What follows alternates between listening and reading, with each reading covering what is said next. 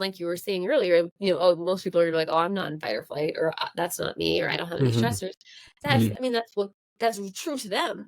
But what we're doing is we're trying to spread knowledge and teach people that doesn't have to be the way that you live. You can live in a more regulated state that has peace, joy, love, relaxation.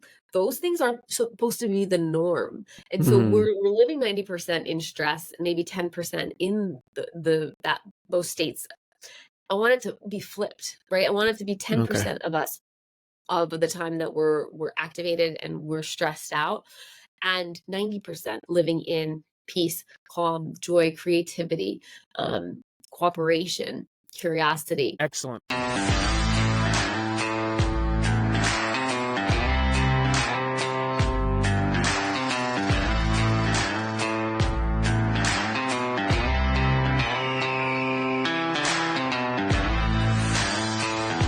Welcome to the Journey to Your Best Self podcast, brought to you by Your One Self. As always, I'm your host, Brian O'Neill. And as always, my co-host is Andrew Moshokumu. Together, we'll explore the transformative journey of self-discovery and holistic integration. Our purpose is to provide ancient wisdom and evidence-based methods, allowing you to merge your mind, body, and spirit into a harmonious whole. Alongside us today, we are blessed to have Tara O'Neill, a clinical hypnotherapist, certified life coach, and yoga instructor. Let's dive in and embark on this journey together. Hi, Tara. Hello, Brian. How are you? I'm great. Let's get things started right away and touch on this critical topic of understanding and regulating your nervous system. I just want to give a little bit of background knowledge on the nervous system, help us redefine it. A lot of us do have an idea at a basic level of what the nervous system is, but it's helpful to get those ideas to the forefront of our mind so we can connect with what you have to teach us today. The way I like to think of it is the nervous system is the body's command center. So that's going to mainly, the main components are going to be the brain and the spinal cord, which come together and form what we call the central nervous system, CNS, if we want the acronym. Think of the brain as your control room where the important decisions are being made, and the spinal cord as the highway that sends those messages, those decisions that have been made back and forth between your brain and the rest of your body. So again, it functions as a messaging system, right? We have our mind, and then we have the rest of our body, and it uses these electrical signals to communicate. So one of the basic things you learn about when you first learn about the central nervous system often is if a child touches something that's hot, they might not know critically what heat is and that it will damage the skin, the epidermis, but their brain knows immediately to have them pull their young hand away from that hot object. So how those sensory nerves work, and it's instantaneous, and the control that the mind has on the body is really displayed there because it happens, reflexively and almost without any control that you have over it. So that's really, really displays the rapid communication that's there. But there's so much more that kind of can affect what we're trying to explore here at A Journey to Your Best Self, and that's the mind-body kind of interplay. So it's not just physical. Our thoughts and emotions can also influence, right, our health as well. So it's vice versa. Physical can affect the mind, and the mind can affect the physical, and they're all connected there. So that connection is what we're going to explore today. It's vital to understand stress and how that can affect us physically, and how managing our mental health can help us feel better physically, mentally, emotionally, spiritually, and that's just going to lead to better overall well-being. So Without any further ado, now that we've kind of given a little bit of a basic understanding, can you kind of delve a little deeper and talk about the two critical components of the nervous system, the sympathetic and the parasympathetic nervous systems? Yes, thank you so much, Brian. That was a great introduction. The nervous system can be complex, and we're going to do our best to break it down into a simple, digestible way of understanding it. Remembering also that the mind and the body are connected. So I will often remind viewers and listeners of this and keeping it in the back of your mind, reminding people because the current model often separates the mind and the body, or the brain and the body. The medical model that we're currently in usually will say, oh, if there's a mental issue, it's separate than a physical issue, and vice versa. So let's break this down into two parts of the nervous system. So there is the parasympathetic, or rest and digest, and there's the sympathetic, the fight or flight. I'll often talk about fight or flight as the survival portion of the nervous system. And it is very helpful. And if you think of the evolution of it, it's our body's always trying to keep us safe and alive.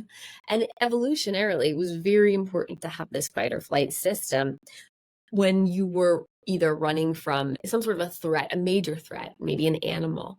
And we don't need the fight or flight system as much. Most of us in our modern world are relatively safe. However, it's still being activated. Now, let's talk a little bit about what fight or flight looks like in the body. You might have a rapid heart rate, dilated pupils. The blood starts going to the muscles, releasing adrenaline and other hormones to activate your whole system so you can get out of that threat. And usually it comes back down pretty quickly. Like if somebody just gets startled, or there's something that scares them, they'll find out, oh, they start to maybe shake it, they jump a little bit, and then they come back down, and they come back down to a baseline. So that would be a healthy fight or flight activation and regulation back down. The other part of the nervous system is going to be the rest and digest. And this is going to be helpful for when your body is eating, when you are relaxing. You might feel a little more calm. This is when you put your feet up on the couch and you cross your legs and you send a signal to your body that it's time to relax. And so these are not always, it's not either always one or the other. We can run into problems when we have, let's call the fight or flight the gas and the parasympathetic the brake. If you have the gas pedal and the brake on at the same time, it can be dysregulating to the body. And we also have something that I call chronic fight or flight, where we are slightly activated. And evolutionarily, this was helpful when we were in a state of a famine and there was no food for long periods of time. Little activation of the nervous system would preserve our resources. So we would store as much fat as possible so we could survive for a longer amount of time.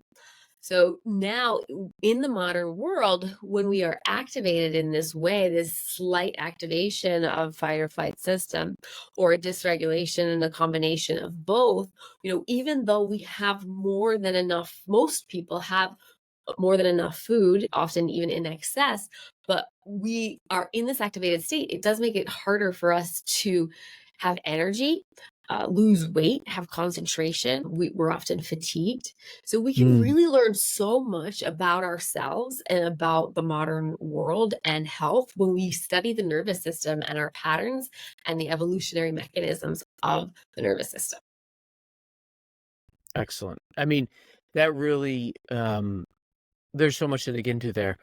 This episode, and this is going to be another one of the reoccurring topics that we discussed, but it really kind of reflects the your oneself kind of theme of tagline, if you will, of ancient wisdom, modern medicine, because a lot of the answers lie in ancient wisdom, but a lot of the evidence that there is chronic fight or flight, or that there is dysregulation, or that there is an imbalance can be measured. There's a lot of measurables here with the heart rate, with the dilated pupils, as the examples you gave, with the increase of adrenaline, the hormone imbalance. There's so much there that's evidence that, if you're at a resting state, or you're not, running a marathon or running from a saber-toothed tiger,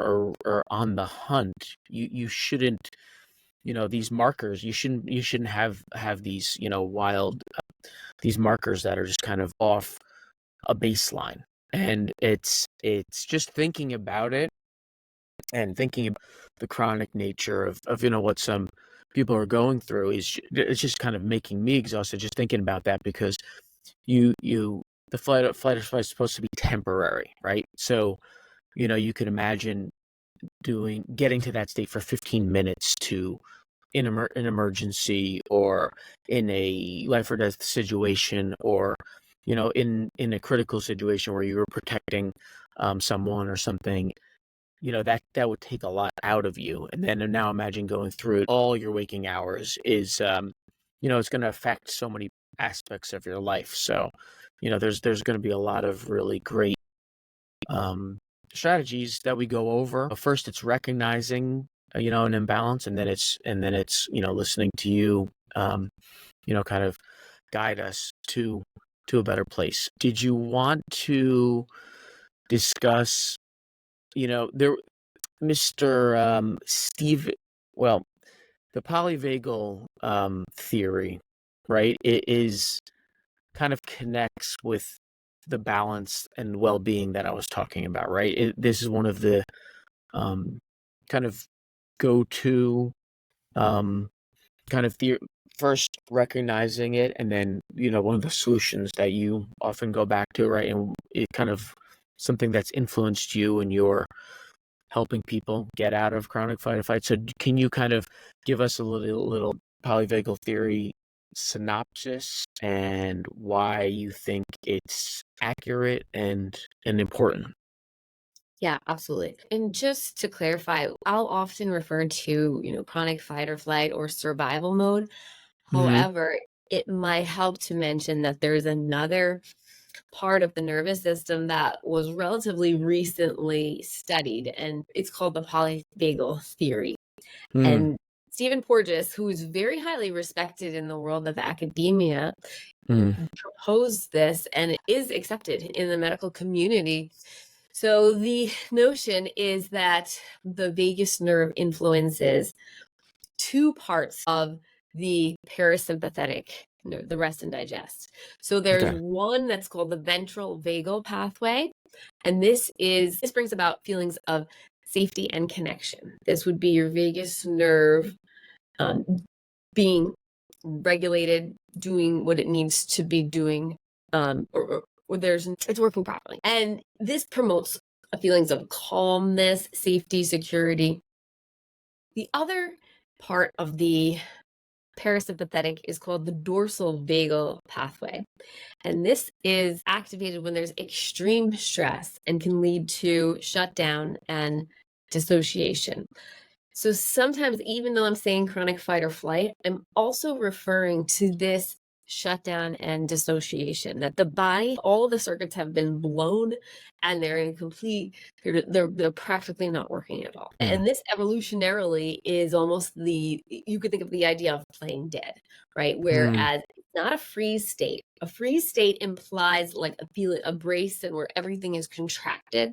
The shutdown is just complete shutdown. Hardly any of the body systems are working. And so he was revolutionary in his theory of the polyvagal theory. This brought a whole new perspective of the nervous system. So it's worth mentioning, but I don't think people need to understand, unless they're interested. They don't need to understand, they don't have to take a whole biology class to know that this exists. The importance of us sharing this is so that people can inquire as to their own health, their own body, their own stress response system reactions and responses, which leads us into, okay, how did we even get here? Right, because a lot of the just to finish that point of knowing the nuances between the flight contraction versus the, complete breakdown.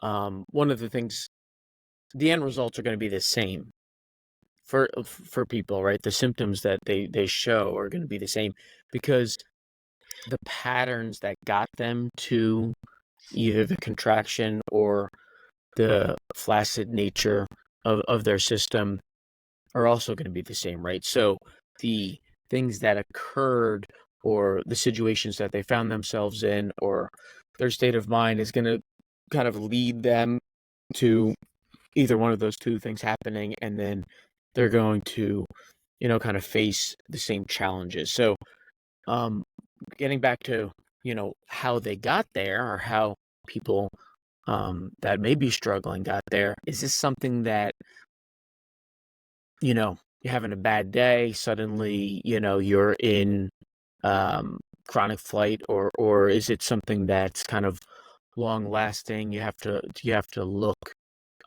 farther back than that. Take it away. Yeah, absolutely. So while it's important to know, to understand where these patterns originated from, Mm, uh, we don't need to you don't have, in order to heal and to reset the system and to reprogram the system, you don't have to go into, oh my gosh, this must have been the reason why, or blame this person or have guilt, or I should have done this differently. So we're just sharing this, so it's helpful to get some insight on how we got to where we are, and take away any sort of self blame or guilt or mhm, responsibility. While I do think it's important to take responsibility for your health, I think this knowledge is very freeing for people that are really hard on themselves, that have really high expectations. Oh, I don't understand why this is happening to me. Why is my body not failing me? What did I do wrong? mm, And so I want to go into just quickly that the first 7 years of our life is going mm. to be where our nervous system foundation is formed. Even the Okay. first 2 years, they say, are the most important. And that's whatever happened in our environment. It's not to blame anyone, but if you had a stressor that happened, in those first couple of years of life, that's going to set the foundation, being a little bit dysregulated. So if you think back to any sort of childhood injury or wounds or traumas, and they don't have to be severe, just little small traumas. If you had a mother that was sick when you were in utero, or you fell when you were a toddler, you had somebody in your environment that was very anxious. So these are, like, again, it's not to blame anyone or to solve the problem of the past, just to be aware that it's not something that you've done in your adult life that might contribute to the dysregulation, but it's almost always something that happened as a child. And so as children, we adapt beautifully to our surroundings. So any sort of stress, instability, external traumas that we take on are going to dysregulate our nervous system. Mm, So that being said, once we can kind of free ourselves of any sort of blame, mhm. um, to It ourselves, is, agree with you. It's, I mean, a lot of that we have talked about in the past. There's definitely a balance between dwelling on these, traumas, the adverse childhood experiences, but there is value in the clarity that will get you to the point where you're willing, you know, so often what we see with working with people is that they have to be all in 100% willing to do the work and to make those changes to their patterns. If if there is a lot of like, oh, I can't be in chronic fight or flight, or I things are going so well, but then if you do look back and you do that investigation, there is some clarity in discovering, well, this did in fact happen, so that kind of makes sense, right? So yeah, absolutely. actually, in fact, I did have those challenges or those early, traumas that I went through, because it's all, kind of puts the pieces together, and then it gets you willing to now, make the next step and make that change. So I think it is good to at least recognize that those things may or may not have happened. Absolutely. And the mind protects us as well. I would say almost 100% of my clients will come in to me and say, well, my childhood wasn't that bad, or it was okay. And when we dig deeper, it was not. We downplay it, and for good reason. Right?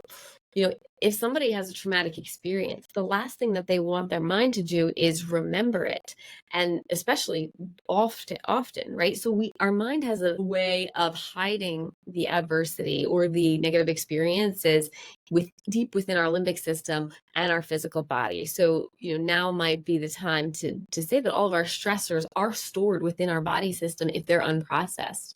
So a lot of the regulation can be healed when we process this. And we'll talk about how to do that in a little while. We'll give you some really good tips on, okay, so yeah, I have a lot of this junk stored in my body and my mind. What do I do? Right? So we're going to tell you exactly how we can help begin to purge the stressors, right? Okay. Sure. Yeah. Oh, I was going to say, I like to call it 10,000 paper cuts. Little. That's what I was kind of getting at. Go ahead. Yeah, so most people are not going to have assaults or severe abuse. It's going to be these micro transgressions that happen over time, and they store them up and collect them, and so that contributes to a lot of the stress. So it decreases their window of tolerance. So if they have all of these stressors in their mind and their body, it's gonna not, like, the cup is kind of always full, right? Or empty, depends on how you want to look at it. So you were gonna ask something? No, yeah, I was going to say, one paper cut is something that is you're leading into it, but some might look at this and say, all right, well, Fireflight's been with us forever. We've gone into that zone and come back, into parasympathetic, without even thinking about it. What's really, why should we really care about this Fireflight, this sympathetic, what is that going to cause staying in that, sympathetic state for more than you historically should? What are going to be the results? What are the mental and emotional impacts of kind of being chronically activated? The body is so wise and can adapt. After decades of being in a activated state or chronic fight or flight, your body systems begin to break down. And you may have illness, you may have insomnia, you might have what we've been talking about, stress, anxiety, overwhelm, almost all the time. And usually, oftentimes, this will lead to addiction. Maybe people are only able to use medicine or substances in order to stay regulated, or to fall asleep, or to stay awake, and further taxing the body. So one of the protective mechanisms of living in fight or flight is that you don't have to, your body, it's very difficult for your body to process old stressors when you're in fight or flight. And what I mean by this is, if you've ever had a situation, that was a very stressful event in your life, and you just had to power through, and you couldn't actually process it, maybe there was a loved one that was sick, even positive things that happen if you're, launching something at work, and you don't, sleep for a week, and you're like, oh, you know what, I'm gonna process this later on. But you just put it in the back, in your wherever you store your things. I think of like this big old bin, or this treasure chest of stressors, and you just throw it in there, and you're like, okay, I'll go through that later on. But later comes, and then there's a new stressor, and then there's a new stressor. And when you're in fight or flight, you can't ever open up that chest and go through the old stressors.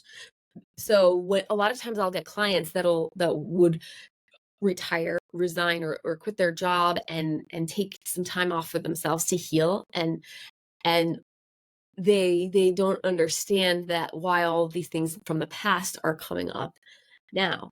And that's because they're finally in a state of rest and digest, and the body wants to purge. The body wants to clean and get back to homeostasis or equilibrium. And it doesn't want to live in that chronic fight or flight anymore. So they're in that a purging process when you do begin some of this work. And I want viewers and listeners to know that that's okay, that that's absolutely perfectly fine, that the system and the wisdom of the body is always doing what it needs to do to protect you, to keep you safe.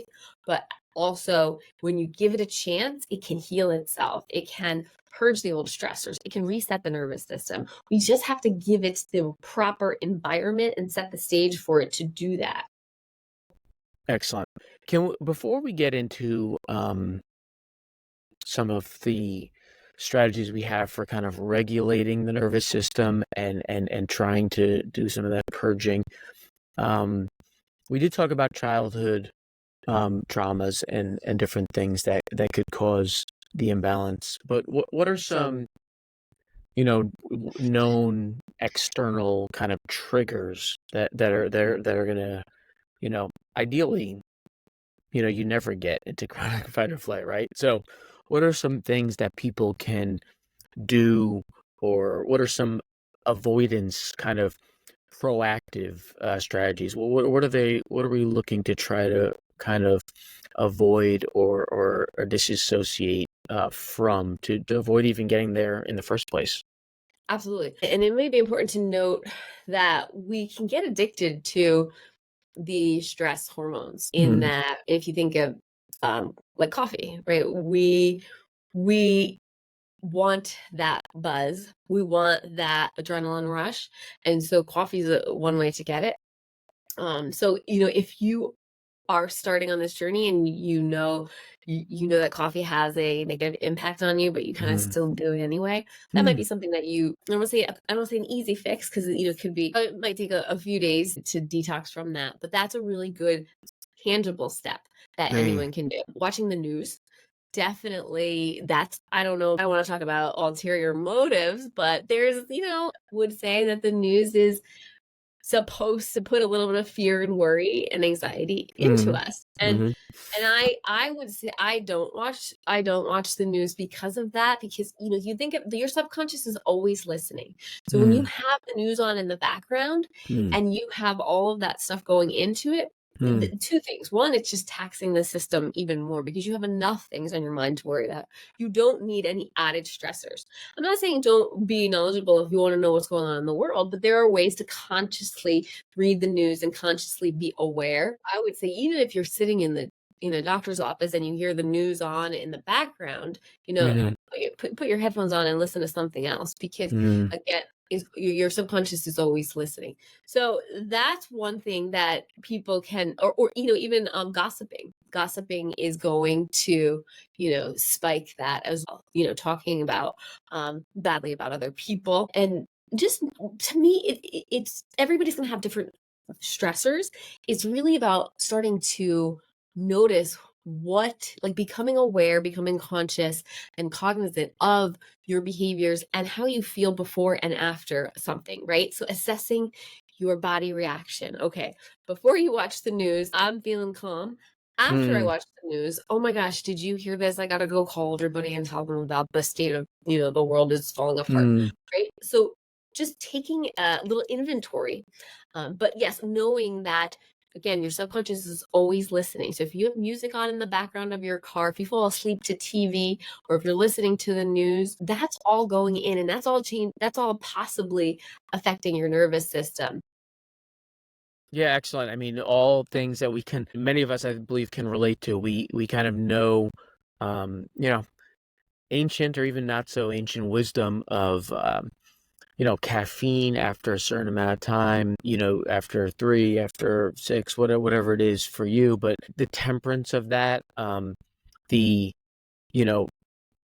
when you are at work and you need that fix or that replenishment, because it directly interacts with the central nervous system, right? Caffeine and nicotine and those type of even mild stimulants definitely could have an effect, though. So it could be a great place to start to get back to a natural balance.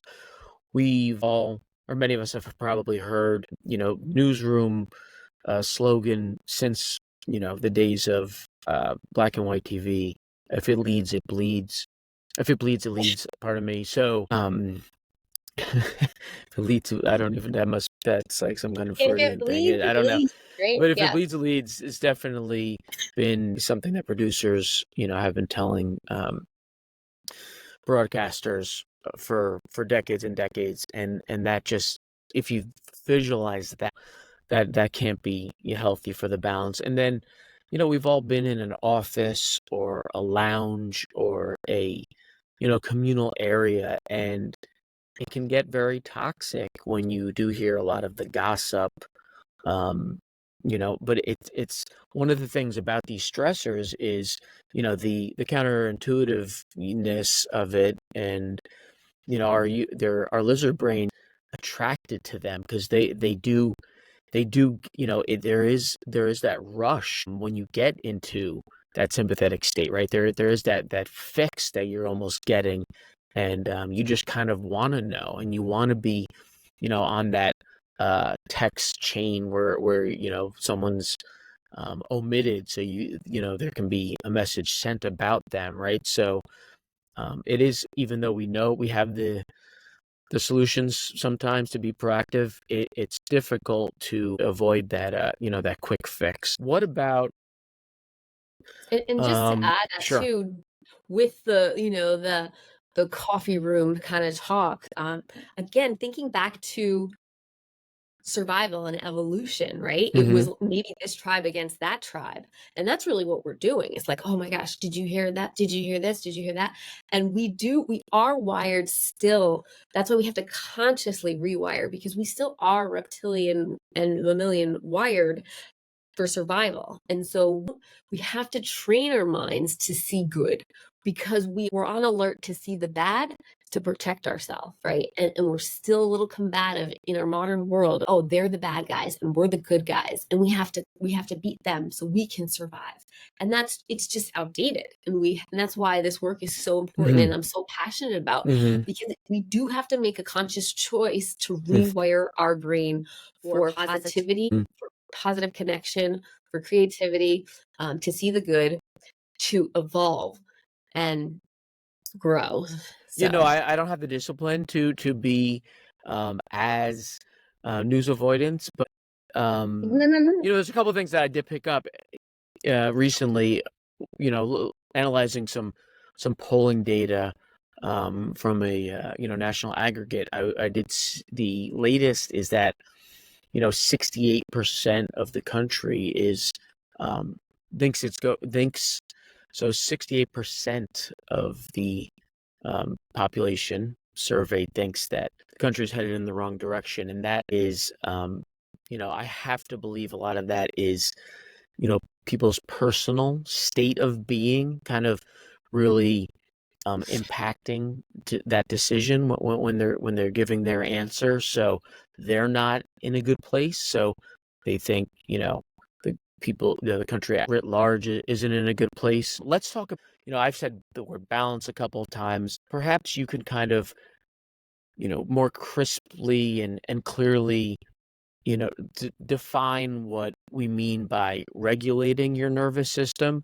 What is, how do we manage?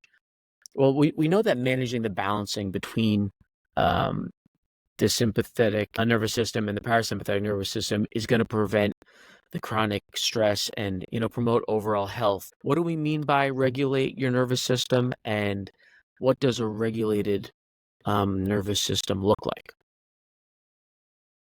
Yes, absolutely.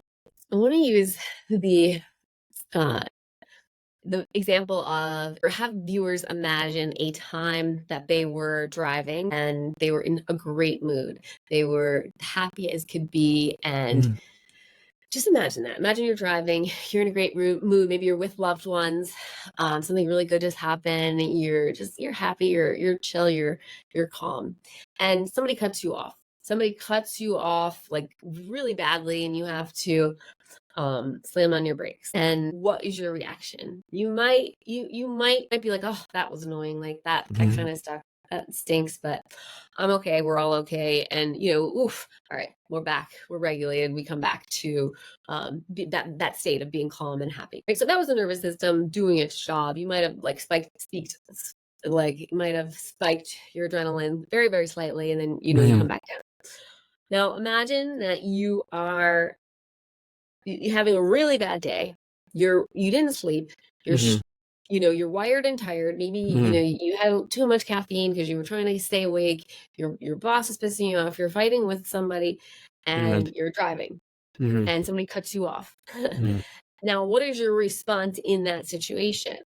It's going to activate you even more. And all of a sudden, that's the worst human in the world. And how can they do that? And your reaction is going to be very different.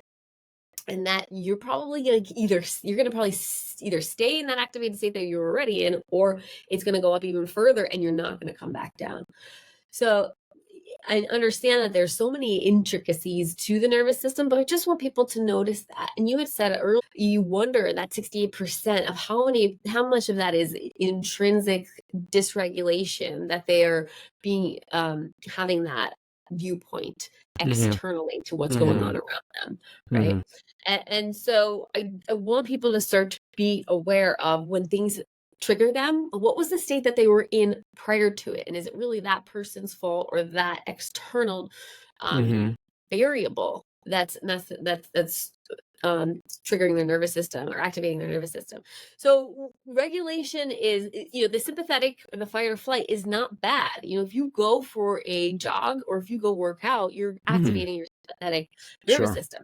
But it's it's different because that's going to be helping your physical body by doing all of the good things that it does. And you can speak more to the positive benefits of working out. But usually after that, after you've exerted yourself in the fight or flight, you come back down to a rest and digest. And that's what's so wonderful about exercising. It helps, and then it's going to help regulate your blood sugar. It's going to release those stressors. It's going to clear your head. So there's a lot of variables that you could do today, right now, and that is, exercise and keep a balanced blood sugar to help the regulation of the nervous system. So, in theory, anytime that we are triggered, if we have a negative thought, if we're stressed out, that's an activation of the nervous system. And so that we are so activated in our modern world that we think that we have to be really high up there in order to be dysregulated. And like you were saying earlier, most people are like, oh, I'm not in fight or flight, or that's not me, or I don't have any stressors. That's true to them. But what we're doing is we're trying to spread knowledge and teach people that doesn't have to be the way that you live. You can live in a more regulated state that has peace, joy, love, relaxation. Those things aren't supposed to be the norm. And so we're living 90% in stress, maybe 10% in those states. I want it to be flipped, right? I want it to be 10% of us of the time that we're activated and we're stressed out, and 90% living in peace, calm, joy, creativity, cooperation, curiosity. So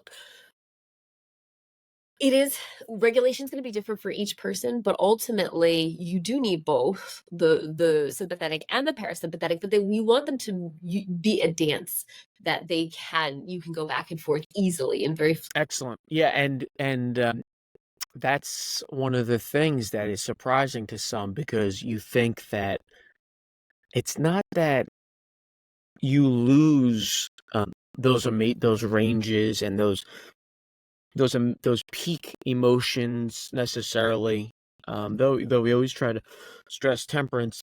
It's just that you come back to center, right?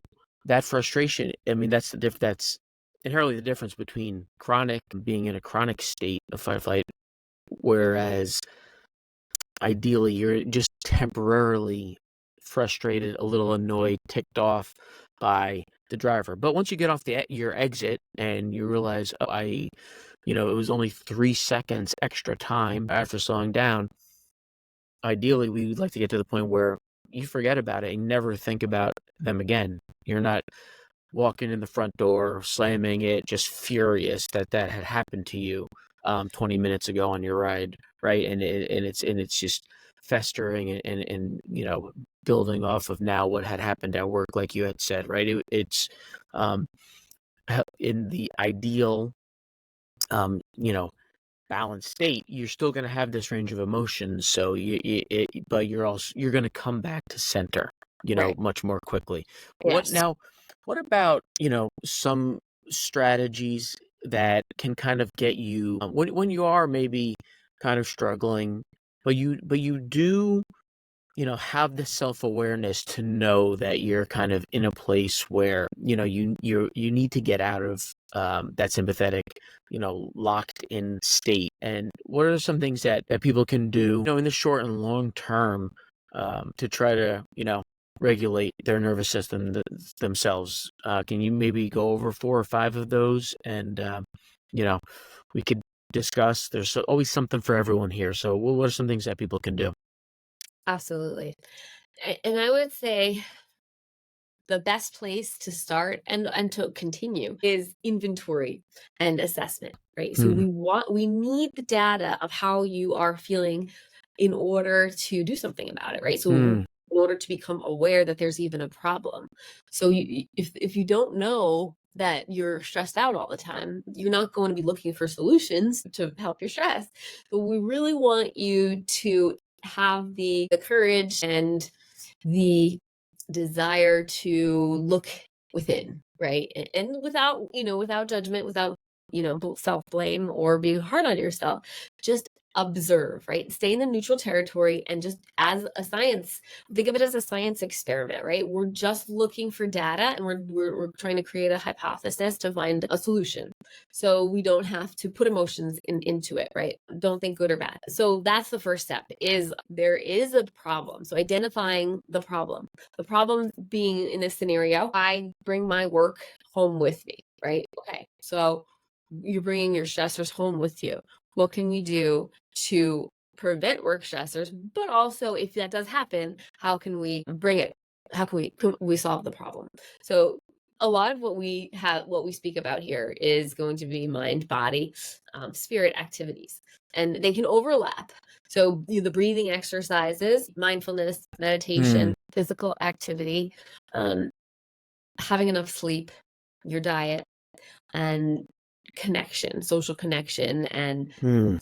therapies or other interventions and support. And so that being said, you can refer back to earlier episodes where we gave some tips because it's important that you have a couple go-to tools in your toolbox that you can do anywhere at any time. So I'm a huge, proponent Absolutely. of yoga. Hmm. However, I understand, you just got triggered by somebody cutting you off. You don't have a Hmm. chance to go to the yoga studio, do an hour class, and then respond and back to that person, obviously, right? So what would be better situation in that? You might do some deep breathing, right? Hmm. You you do what you need to at that time based on the tools that you have in your toolbox. So we're Yeah, in the collecting the situation you're in, right? Breathing activity is going to be more conducive to being mobile, being on the move, being in a certain situation where you can't, um, just step outside your cube, drop down to lotus in front of your students or in right. your cubicle, or Absolutely. in a meeting with the boss, right? But you Mhm. could step outside for, Right. 3 to 5 minutes and definitely Yeah. get some Yeah. diaphragmatic breathing going. It's, I wanted to start, really teaching the importance of prevention and, Hmm. but, if your blood sugar is really, if you know your blood sugar is really low and you get really irritable when that happens, Hmm. get some nuts in your bag and or Hmm. protein bars or some Hmm. fruit, whatever it is that, Right. is healthy for you, Hmm. that's going to be helpful, right? Ultimately, ideally, it would be make sure that you're eating enough so your blood sugar doesn't dip down if that's, going to trigger you into a stress response, which it does when when your blood sugar gets too low, you're going to go into fight or flight. Again, that whole famine. There's not enough food. What are we going to do? Your body responds. So, for using the preventative measures, choosing one or two preventative measures and then having one reactive or solution-based measures. Is there any that you want to add Uh, to or have no, I questions? mean, I think that those are great technique, strategies, solutions, and listening to you, we have touched upon the sleep introductory sleep episode and some strategies for that, and we're gonna looking at um what you had just talked about.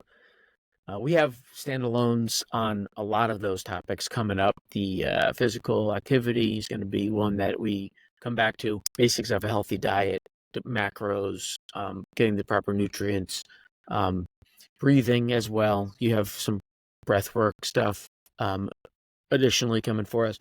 But I did want to just before we wrapped, since we had brought up the vagus nerve and the polyvagal theory, I know yoga is definitely kind of connected to that, and in a way, as far as trying to your best self goes and your own self, yoga is in some ways kind of even more important to our mission, and that it's so many benefits that it has, right? Do you want to talk a little bit about how it connects to getting us balanced and get kind of regulating the nervous system when you have the opportunity to do it regularly, and kind of how it's the great thing about it is the impact is not just temporary if you get into you know habitual practice, right? So take it away.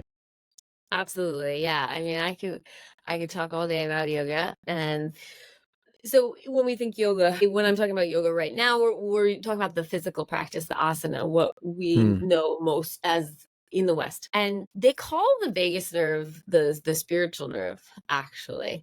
And so because it is interconnecting to what they call the energy centers or the chakras in the yogic tradition, which we'll get into in another episode because that's so much fun. The vagus nerve is going to be the yoga activates the vagus nerve, which allows for immaculate connection between the mind and the body. And what we were saying earlier about the brain and the spinal cord sending messages back and forth, right? So the vagus nerve is going to be this super conductor of sending these messages into the mind and the body, especially the heart. Like think of the heart as the center of it, everything. And yoga really helps people by opening that heart center, which is also what the social engagement system does, is it activates the vagus nerve and allows for the heart center to be open.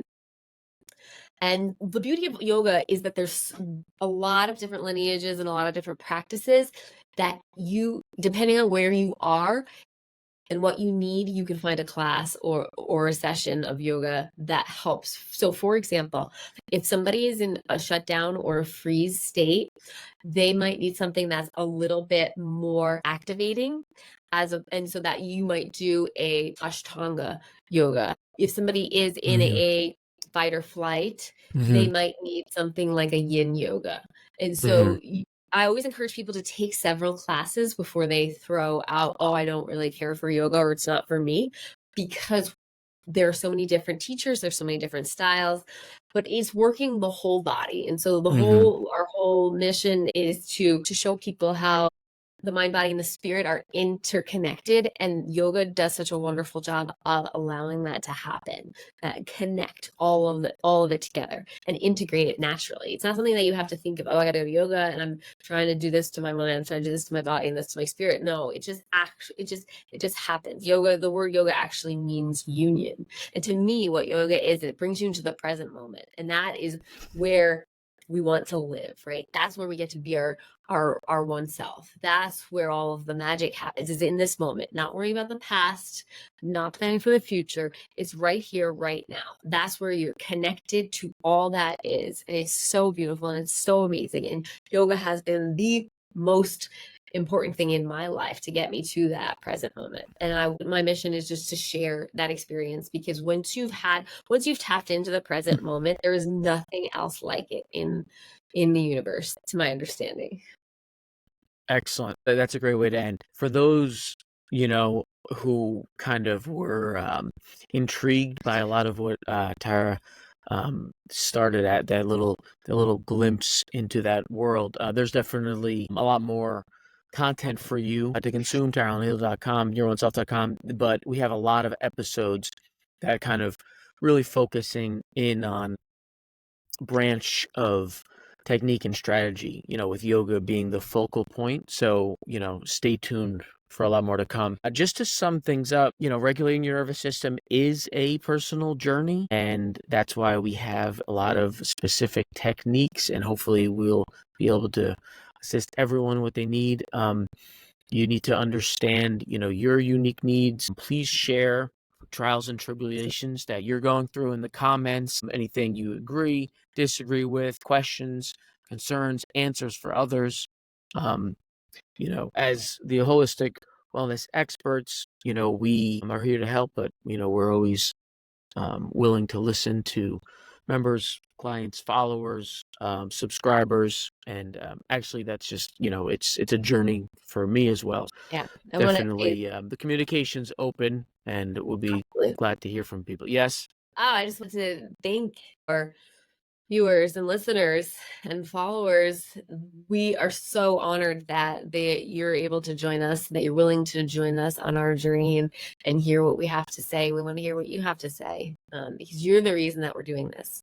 We honor and cherish and love you.